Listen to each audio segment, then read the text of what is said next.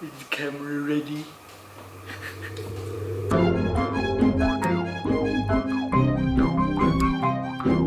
Hello everybody and welcome to the Filipino Freethinkers podcast that's also a video. I'm Red, And I'm Pepe.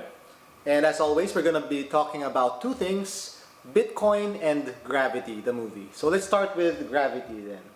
Did you like the movie? I really like the movie. I find that it's a very... they put so much effort into the movie. I found out after the fact that they used many different robots. They shot it in space, right? Almost. Almost. Almost. So they didn't shoot it in space. No, they didn't. But how did they do that? Like, tell us a bit about the making of Gravity. Well, for one thing, the actors had to go through a lot of training. I think they had ballerinas as trainers, so that they Natalie could, Portman and maybe same people. yeah, and they had to learn how to mimic movements in microgravity. So if you don't show with your muscles that you're not affected by gravity, it's going to ruin the experience. And you see, like, why does it look a bit heavy? Why does it look like she's falling or something? And they had special training for that. Yeah, they had to undergo special training. They also used a lot of robotic arms. There's a link to a video here. They have a lot of robotic arms that hold the cameras for these shots. The robotic arms are on usually moving platforms. So they're very fluid and a lot more steady compared to if a human was holding it. So it's one way that technology is entering art, that even camera shots have started to become automated nowadays. But how was the acting? It's not robotic, I hope. Yeah. I have seen the movie and everything was very well made. What do you think about, like, the scientific accuracy? I think you shouldn't be going into that looking for scientific accuracy because as I've read, like after the fact, there were a lot of mistakes in terms of physics in space.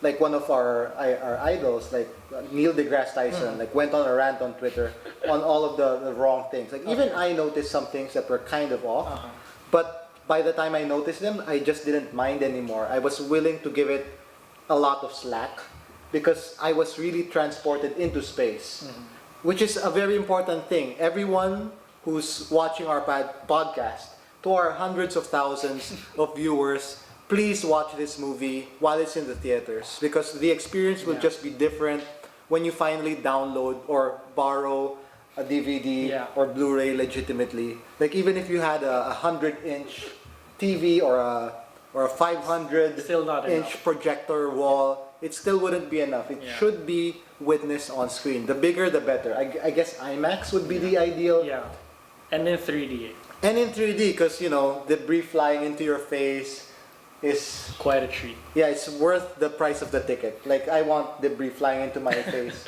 I want the experience of that. Unfortunately, I wasn't able to watch it in 3D. I still might. It's still showing, but I did watch it in Atmos. So I heard that the sound was made for this new technology, new Dolby technology, Atmos, where you will really notice when things are coming. The sound is supposed to be from behind you, from a bit to the left or stuff like that. So unfortunately there's no Atmos IMAX 3D experience yet, but I hope it comes soon enough.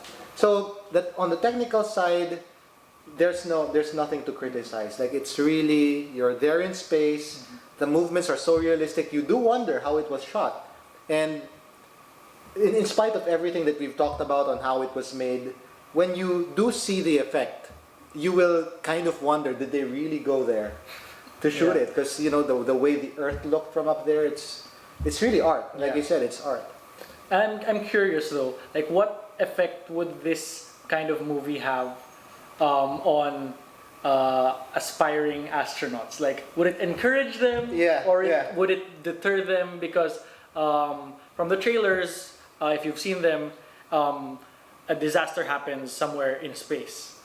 So that's a pretty scary thing to happen if you're an astronaut. So I don't know if kids would want to become an astronaut after watching this movie, or would they be scared? It is kind of cool. Like if you just watch that scene, those scenes where they were playing around with especially George Clooney's character when he was playing around in space, like that was really fun. And that you watch that minute or several minutes of the film, and you would want to be an astronaut. But after that, I don't know, because I think that's the worst case scenario what happened there, and it would be pretty rare for that to happen. But I hope it's also a cautionary tale for people in space to double check, triple check things. And it's like an engineer's worst nightmare. Like if things fall apart in space, it's all their fault. Yeah, if science fiction could influence science fact, then hopefully this movie will maybe lower the interest in being an astronaut for a bit, so that the people who take care of these things make sure that it's pretty safe. It's very, very safe, so that they can convince potential astronauts that it's not as dangerous as that movie Gravity. Because a lot of people are seeing this movie. I'm not sure how it is in the Philippines, but I heard it made a killing in the US. So, but rate the movie. Scale of 1 to 10. I would give it, I guess, an 8.5. You know what? I had the exact same score. The exact same score. Because in terms of the experience, the visceral experience, the being there, you should see this in a movie. Like reading a book about it, no matter how flowery the language, will not do justice to the kind of visual, sensual experience. Sensual.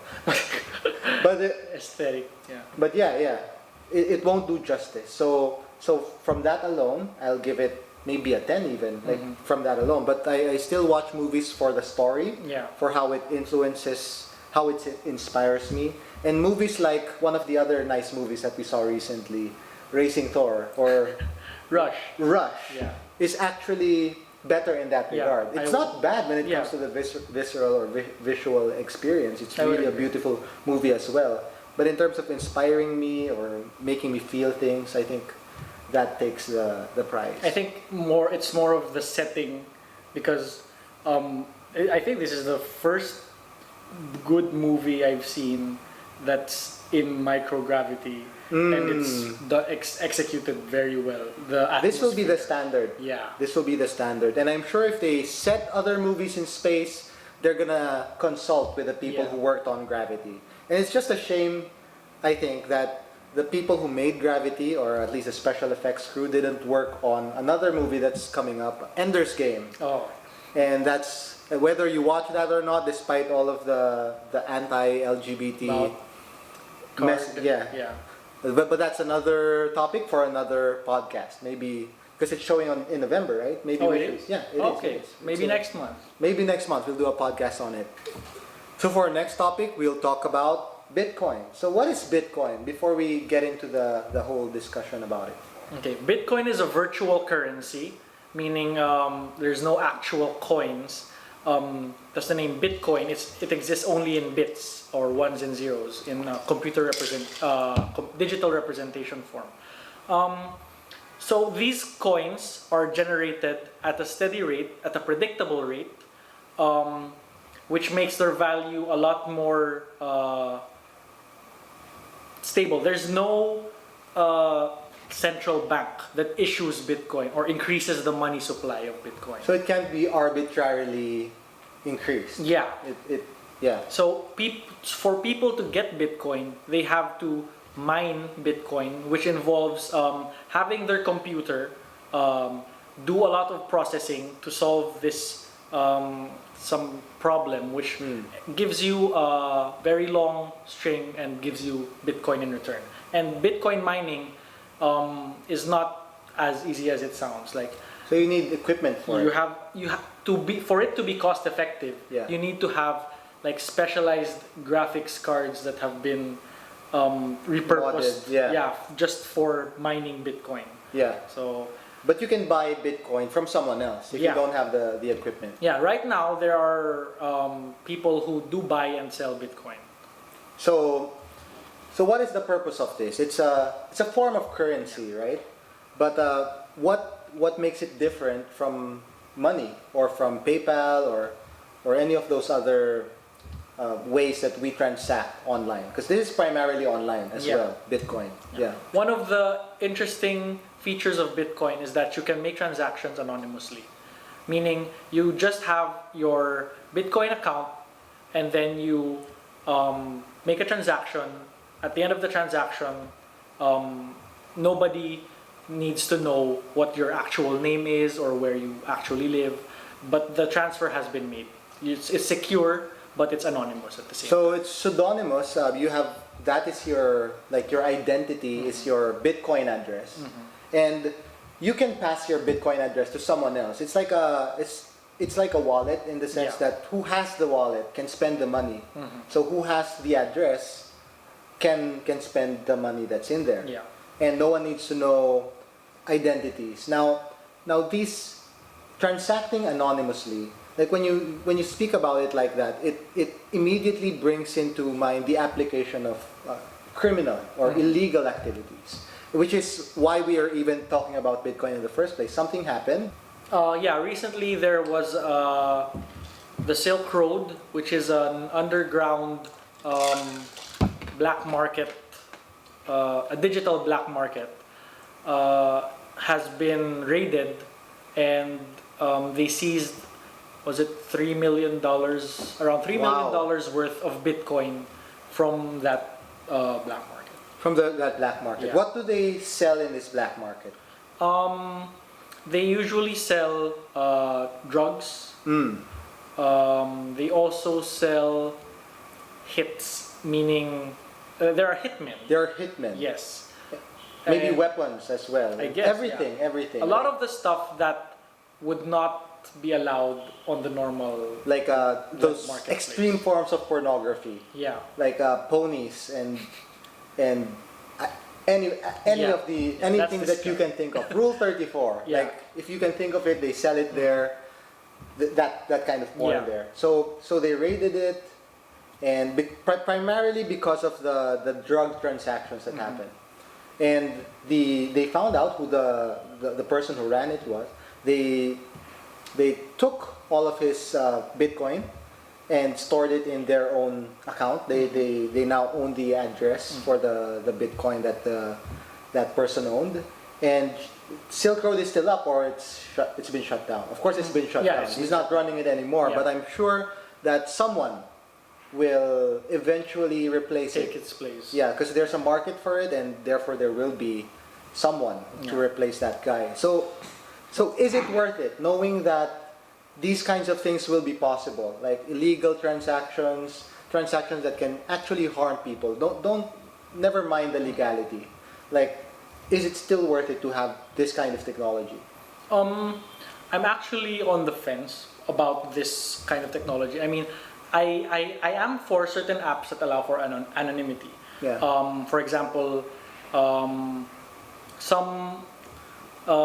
are apps that allow you to anonymously collaborate with, for example, your coworkers if you're unhappy with the way they're treating you at your current job, because you don't want to speak out by yourself and risk getting fired. So you first want to know if your other coworkers feel the same way, and anonymously you can start that group and then start a union.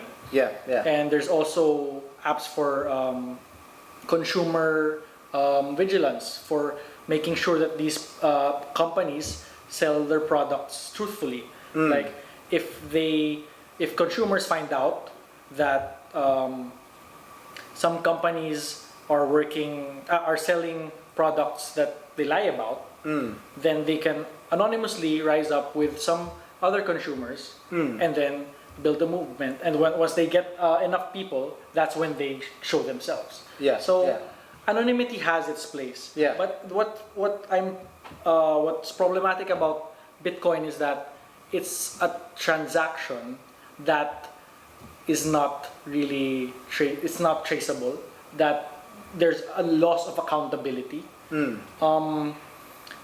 for these kinds of things, I'm not sure if they're justified. Yeah, it kind of reminds me of another technology, like WikiLeaks, right? It could be used for good, like when abuses of government authority are done, but it could be used for bad things as well, when national security is actually threatened. So I understand why you're on the fence. I guess it's just technology, like computers themselves can be used for hacking or stealing people's identity or cyberbullying someone, but there is good there. So I guess it will be up to the people how they use it, and there should be measures though that safeguard even these anonymous transactions. I do not know how that would work, because once you have the measures that would put traces in supposedly untraceable transactions, then what's the point? So I don't know. I haven't tried Bitcoin. I don't have actual money to buy Bitcoins yet. But it is interesting. There is a growing market for it. I think on their website it says there are around 60,000 users. Quite a lot. I don't remember how they measured that, but it's quite a lot. Like even for the limited number of Bitcoins in existence. So I think that's it for this episode. Thank you so much for watching us, and do watch Gravity and Rush, but not At the same time. not at the same time. Okay. Okay. Bye. Bye.